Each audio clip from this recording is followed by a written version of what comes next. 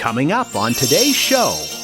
What is it that is just not working for them? And sometimes it's the pain point that drives someone to say, well, I'm going to get a piece of technology, meaning, maybe it's a scanner or some newfangled gadget, or it might be, let me get 10 apps that's going to help me to do this one thing. What are some of the most popular ones that you're working with your clients? Maybe some, examples of how people are using apps in organizing right now. So if I had, traditional, paper and pencil, I would cross something off. This app really allows me to do that. And I love that collaborative nature of it as well. It is the 100th anniversary week of the Keeping You Organized podcast. And today we are going to be talking about organizing with tech.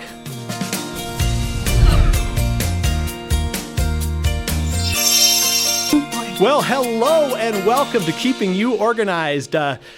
It's live. We're doing this live. Deb Lee, we're going to bring you in. How are you doing today? Hi, I'm fine. Thank you for having me, and congratulations on the 100th episode, is it? It is 100, and let me tell you, it's kind of this is the first time we've ever done this live, so hopefully... I'm the guinea pig. We're going to be talking about organizing with tech. And Deb, you have actually a little bit of an announcement to make because you had two companies and now you're merging into one, so let's introduce kind of your new company and what's happening with that. Okay, so thank you for mentioning that. So originally I had D. Allison Lee, which was a professional organizing company. I'd go out and work with clients in their homes and offices to get more organized and to stay clutter-free. And then Soho Tech Training came along because, as you know, I love technology, and Soho Tech sort of fed that part of me. And I talked a lot about productivity and apps that help you with productivity and, social media and blogging. And I just discovered that having these two very different companies was beginning to wear a little thin. And I recognized that there was a bit of a sticking point. It was time to do something because I really was moving ever so closer to the tech camp and leaving behind the more hands-on piece and sticking with productivity. So they are now merging together. And while Soho Tech Training, the website is still there, ultimately at some point it will all be under the umbrella of dallisonlee.com. Well, so in a nutshell. That's great. And you are a certified professional organizer involved in NAPO. I'm imagining you're still working with NAPO, aren't you?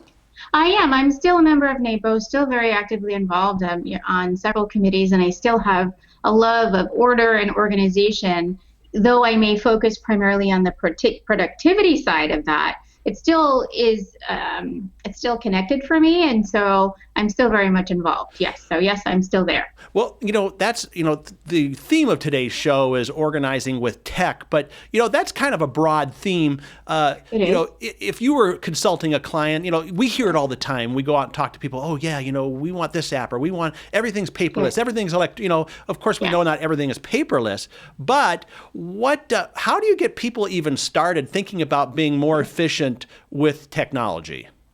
Well, I think we need to start with the pain points. What is it that is just not working for them? And sometimes it's the pain point that drives someone to say, well, I'm going to get a piece of technology, meaning, maybe it's a scanner or some newfangled gadget, or it might be, let me get 10 apps that's going to help me to do this one thing. And so before you get the tech, before you get the apps and the gadgets, figure out what is it that you're trying to solve, and then see if there is a gadget or an app or a combination of the two, or maybe even neither, that might fill that void and fix that pain point that you have. So there is a little bit of research and maybe some soul searching that happens first before you buy anything, which would be true if you were organizing. We like to go out and buy all these containers and labels, but don't do that yet. Figure out what you're trying to do first and the pain point and what you're trying to address. And then you go out and you buy or you find the app or the gadget that will help you to fix it. Well, I know you deal with a lot of clients and there's a lot of pain points out there, but if you were only limited to one app and you had to, based on maybe some pain points that you have, what, I know it's a tough question, but... That is hard. Okay, I don't think I can stick with one. Oh, Okay, okay. why don't you give us let's say someone has never used an app before of any kind. And when we talk about app, it could be a lot of different things, but primarily Sure. something maybe on your phone or on your tablet. Okay. What are some of the most popular ones that you're working with your clients? Maybe some, examples of how people are using apps in organizing right now. I think sometimes people use apps to help them remember things, to help them keep things in front of them. And so that app could be a calendar app. It could be a task management app. And actually, there's one that I want to talk about, and it's called AnyDo. I want to give a shout out to my partner in crime, Kim Ozer. She's the one who introduced me to AnyDo. It took me a long time to actually cross over and start using it because, as I talked about before in some of our other shows, I use an app called Do, D-U-E, and it is annoying. It bugs me. It buzzes me. It nudges me every 5 seconds. I'm like, okay, I've got to get that thing done. But AnyDo is this really nice, robust app that you can actually collaborate with others on. And in fact, I mentioned Kim. She and I have actually used it on projects that we work on to collaborate. So I can invite her to one of my task lists, and she can collaborate with me and say, okay, I'll take care of this, and Deb will take care of those other things, and we can actually cross things off, which I love to do. So if I had, traditional, paper and pencil, I would cross something off. This app really allows me to do that, and I love that collaborative nature of it as well. So AnyDo is one of those ones that I think people should absolutely check out. So let's talk about though the pain point that AnyDo maybe helps solve. Is it a checklist or is it project collaboration? If someone came to you and say, "Here's my problem," and you would say, "Well, use AnyDo," what pain point is it helping to resolve? So it helps you to keep track of those things that you want to keep in your head, that you shouldn't keep in your head. So yes, on the one hand, it is a task management list. It's a to-do list version, it's an app version of what you would write on a piece of paper or what you would keep in your head. And then there's that collaborative piece. So if you were a business owner and wanted to use it and collaborate with, say, a virtual assistant or a partner, a colleague, then you could work with it in that way as well. So again, we'd figure out, is it that I want to track something for myself and want to be able to cross things off and not forget, and want to be able to look at my phone because I always have it with me, and maybe I don't have that notebook, maybe I left the notebook at home, but the phone I always have and I can track those tasks? Or is it really more that I want to be able to collaborate with colleagues and partners and people that I work with to get things done? And you can see, so for instance, if we're sharing the same list, I can see when you cross something off, so I know that you've got it done. And I can also conversely see when you haven't gotten it done. So I can maybe give you a bit of a nudge. So you probably don't want to work on any projects with me then, with that one. Well, we might have to talk about that. So is this an Apple, like an iOS app, or can you get an Android or desktop? What formats does it work in? So web-based and Android and iOS. There may be others, and the reason I know this is because I'm the iOS girl in the partnership with Kim, and she's the Android girl, and we both use it. Oh. So very easy to use, no problems, no issues at all. There is a free version as well as a premium version. I forget the cost of the premium version. Obviously, I'm using the free one, which does exactly what I need it to do. So I don't have to pay for more. If you want more, then certainly look at it. It's a very nominal fee per year. Nothing too pricey. All right, so it's AnyDo, ANYD0 or D-O? Yes, D-O. I'm starting to sound really digital here. That's kind of crazy. All right, so that's AnyDo. What are some of the other popular ones that your clients maybe are using? Maybe they don't have to be the latest and greatest, but maybe some that are the good workhorses. Okay, so the good workhorses are those standard ones that you hear all the time, like Dropbox and Evernote. So I have clients that use both. And let's not forget about Google Docs as well, Google Drive. One of the things that I think people don't realize that they can do with those things is automatically save content directly to Dropbox or Drive or to Evernote. It doesn't have to go to your desktop and then leave your desktop and then go to Dropbox or to one of those other apps. You can just bypass all of that and go directly to the place that you would go looking for it anyway. So you are, in essence, storing your content in the cloud, and not on your machine. And this is a great thing, and I'll give you the example why. Recently, Kim and I went to, sounds like the Kim and Kim show here, but we went to NAPO, and we did a presentation. And 2 days before that presentation, my laptop died. I mean, went out. Just 2 days. But normally, I would have freaked out. But in this case, I didn't, simply because I had all of my data in the cloud. I didn't have to recreate a slide deck. It was all there waiting for me. All I had to do was get another laptop, which I did. I borrowed one and went off to the conference and had the presentation, and it was fine. So getting your content off, which would be your laptop or your desktop, and putting it in the cloud has many, many, many benefits, of which that is one. So save directly from wherever you are, saving images for your blog posts, saving your contracts, for your clients. Move them from your laptop, because if your phone or your tablet or your laptop, drops in a bucket of water for whatever reason, if it's in the cloud, then you've got a way of retrieving that information very quickly and very easily. I think everyone needs to be thinking about that as well, especially because it seems like the life cycle of most devices is only a couple of years anyway. So you want to try to get everything off of a what we would call local device. So we're going to take a quick break here. And when we come back, we're going to talk more about organizing with tech with DAllisonLee.com. That's Deb Lee, for those of you who know her, and we'll be right back. Right. When you've got it together, everyone can tell. Your confidence is obvious. Introducing Viewables.com from Smead. Use the Viewables labeling system to transform your drawer of hanging files into a tidy, organized filing system. Using the premium hanging folder tabs, see the label from the front, top, and back. It's easy. Access Viewables.com from any computer, tablet, or internet-enabled smartphone.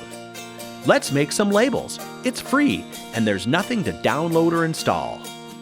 Choose the label type and format your label just the way you want.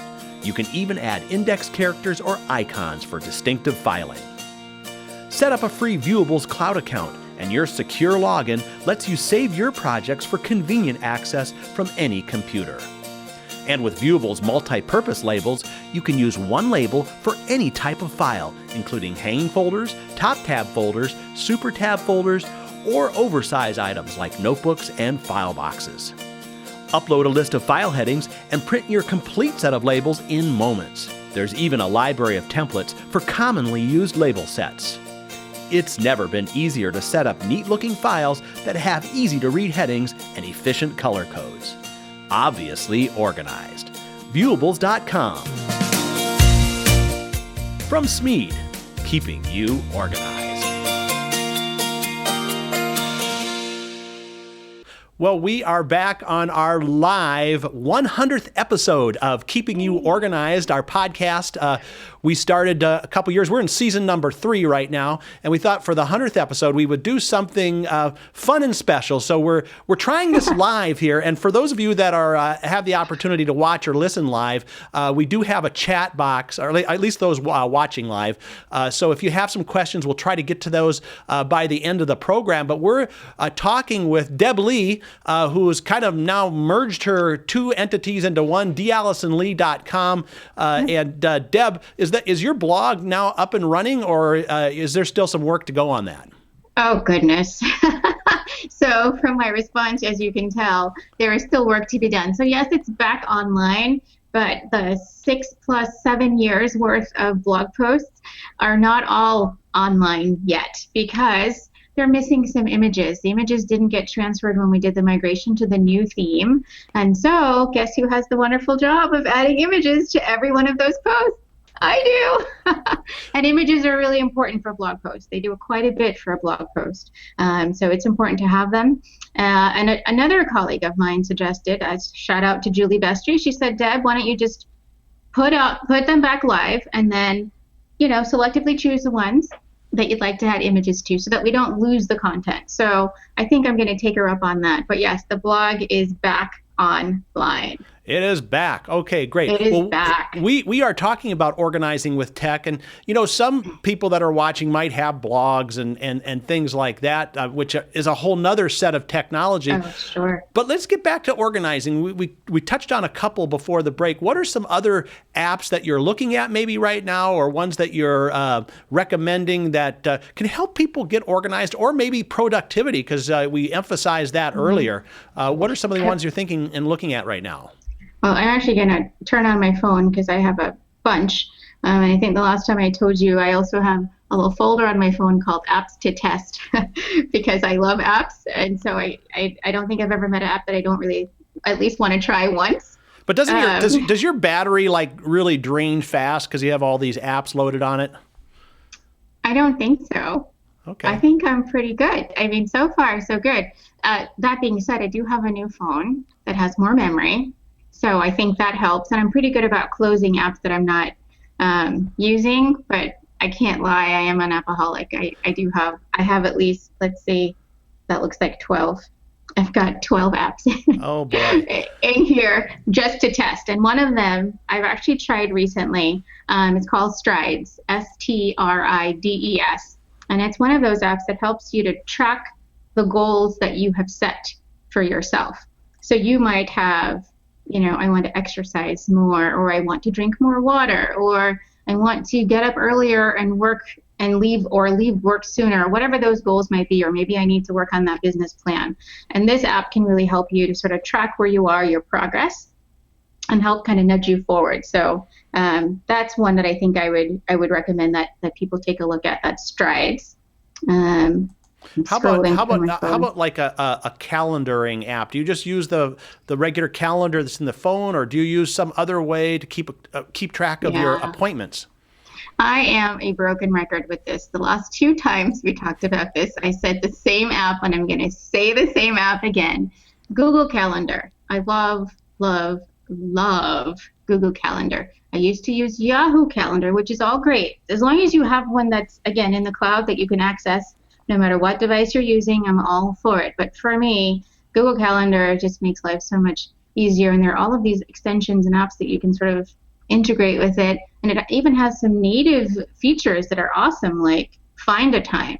Find a Time is if you and I are sharing calendars and we need to find a time to meet, we can see each other's calendars and find a time. And that's built into Google Calendar. It's just awesome. So I would recommend that if you're using a paper calendar and that's really what you want to use and it works for you, stick with it.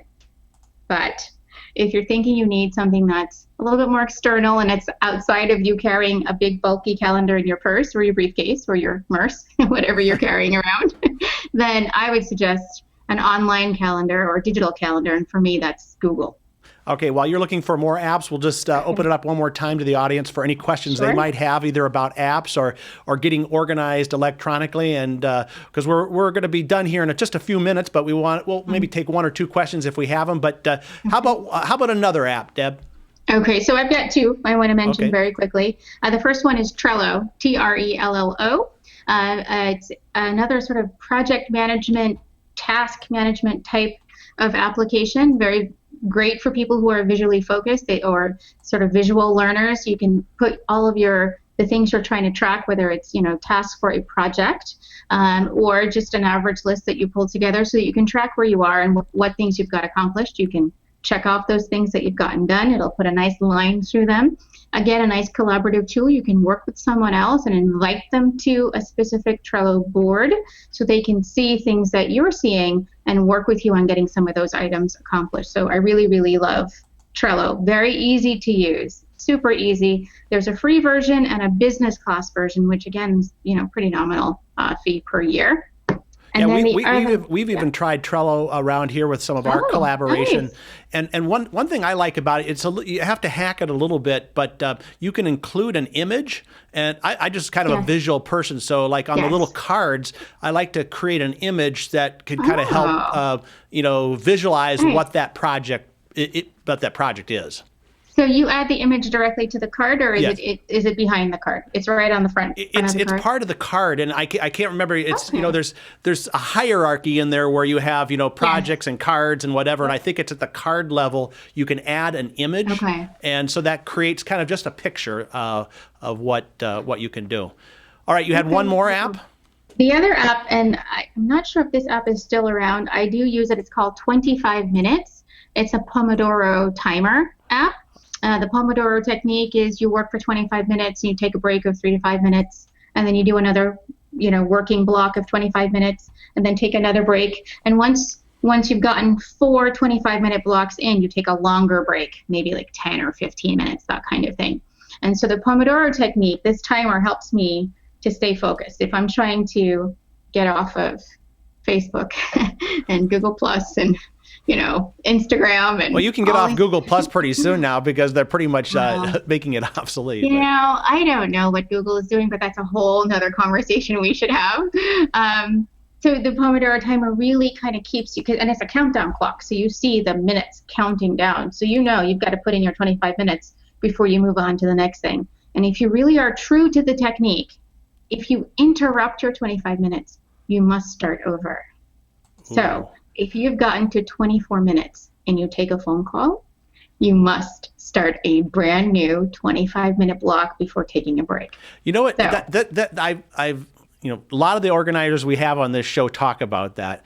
The few times I get like really stressed out when I do it. Because I feel like, oh no, I mean, I understand it helps you get focused, but you're like, I want to get it done. And it's like, well, then of course there's always interruptions too. I like using it when I'm writing. So writing for me, I can get sidetracked. I can start researching. Researching is not writing. Finding an image is not writing. Putting an overlay on the image is not writing. If I have to write, if I say to myself, well, I can write for 25 minutes. Okay, I'm going to watch my timer. I'm going to write for 25 minutes or type, as it were. Right. And then I can go off and do these other things that involve, crafting a blog post, because you can go off onto all of these tangents very, very easily. So it doesn't stress me out. Maybe you just need to have a sip of, chamomile tea while you're using it or something. Yes, probably. See, I drink a big cup of coffee right before I do it. It charges me up. Actually, I think you really hit on something there, because I think you shouldn't use that for like tasks. You should use it for like something that you're maybe like, I write several articles. You need some time to do something uninterrupted, and I think that would be probably a good thing to do it, but not maybe to search for an image or do something that's like a quick I think task. If it's something that you really have to focus and all your brain cells need to be, working, in synergy together on one thing, then I think this app can really make the difference. So for writing, or even maybe doing the research piece, limiting yourself to just 25 minutes and not an hour.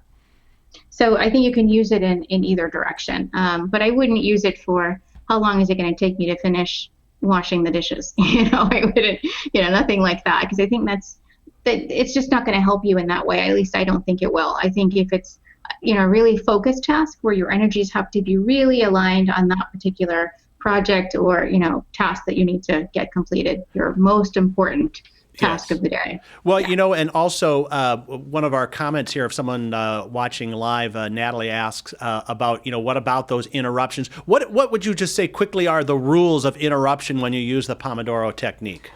Well, this particular, it is a very rigid technique, very. So if you're not someone who can deal with that real strict structure, it's going to be hard, because if you're going to stay true to it, you really turn off the phone.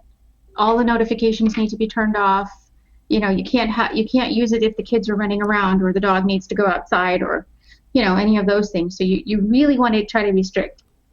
If you think that 20 minutes is okay and you think you can bang out, do some really good work in that 20 minutes, I say go for the 20 minutes. I'm okay with you not, jumping into 5 minutes. For me, it's all about getting started, because that's usually the hardest part, isn't it? We procrastinate because there's some things that we just don't want to do, or we're not sure how to do it. Yeah, we'll do the easy things like, wipe off our desk or something instead of what the real important stuff is, right? And there is a place for setting your environment so that you can be more productive, but you don't need an hour of organizing your desks before you start doing something productive, right? So you can take 2 minutes and straighten up and get neat and be ready. But I would say if you can get in 20 minutes, the app can help you. You can also use the timer on your phone. Right. So if the rigidity of this technique doesn't gel with your personality, then flex it a little bit so that it does work with your past personality and so that you also get some things done. So I like this technique, but I also want it to flex and work for the personality or the person that's using it. So 20 minutes then, try 20 minutes. If you only have 5 minutes, what can you get done in those 5 minutes? Set your timer and go. Just do it. Yes. And speaking of timers, the timer saying that the show is over has just rung. But before we go, I want to give you the opportunity to just let people know how they can reach you and what kinds of clients you're working with right now. Okay, so the clients I'm working with right now are, entrepreneurs, small business folks, solopreneurs, people who just need some help or some coaching with blogging, social media, productivity, of course, we can't leave that out, and people who are interested in using technology to help them sort of manage those pieces, either for their small company or just for a project that they're working on. So those are the kinds of things I do with clients. In addition, they can find me everywhere online. D. Allison Lee is where most of my social handles are. So D. Allison Lee or dallisonlee.com is my website. dallisonlee.com/blog is my blog, which is now online. And I promise you, I will get those 7 years worth of blog posts back. I don't know how soon, but if you work 25 minutes at a time, I think you could have it done by the end of the year, couldn't you? I probably could. Yeah. Or I could hire a virtual assistant to help me. I could do that too. So let's not forget about outsourcing. So We'll see how it goes. Well, that's all the time we have for folks. There you have Organizing with Tech. We're gonna have Deb back again. We always do because she. So. Well, you did such a great job, and we didn't even tell people that you just moved this weekend, so you're sitting in an empty house. That's kind of a trooper you are. You come on regardless of your situation. So yes, I am sitting in a very empty room right now, but it is the cleanest room in the house, so I figured this would be the spot. There are no boxes or anything. We're good. Yeah, great. So there you have it, and hopefully we'll see. Actually, next time on Keeping You Organized, we do have a couple of pre-recorded podcasts coming up, but maybe in a few weeks we're going to take this whole thing live. So stay tuned, and for details on the show notes and all those kinds of things, just go to smead.com/podcast. We'll see you next time. Coming up next time on Keeping You Organized. So a habit is just a routine of behavior. It's something that we perform repeatedly, almost subconsciously, and it can be good or bad, or it can be really neither.